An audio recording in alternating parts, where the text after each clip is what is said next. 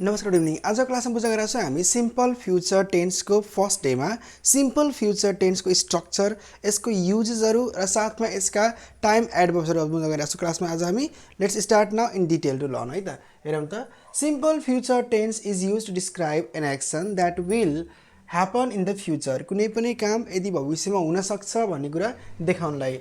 यसमा हुन्छ सब्जेक्टको पछाडि विल, स्याल र V1 प्लस अब्जेक्ट है त। अब विल र स्यालमा के फरक छ त, स्यालको युज आजभोलि कम भएको हुन्छ किनभने स्याल भनेको फर्स्ट पर्सनसँग मात्र आउँछ, यसलाई आई र वीसँग बढी मात्र युज हुन्छ भने विल भनेको सबैसँग लाग्ने गर्दछ।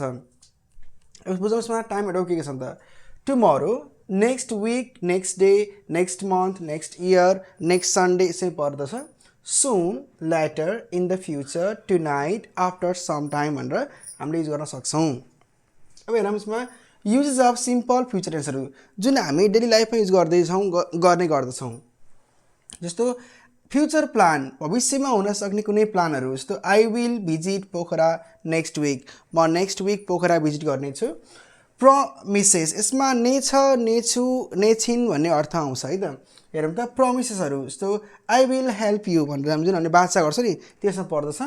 इन्स्ट्यान्ट डिसिजन भनेको in the time of speaking, हामीले बोल्दा बोल्दै कुनै यदि कुरा डिसिजन गऱ्यो भने हामीले यसमा युज गर्छौँ। जस्तो it's hot, I will open the window, एकदमै चिसो गरी भइरहेको छ, म झ्याल खोल्छु है त। So it's hot, I will open the window.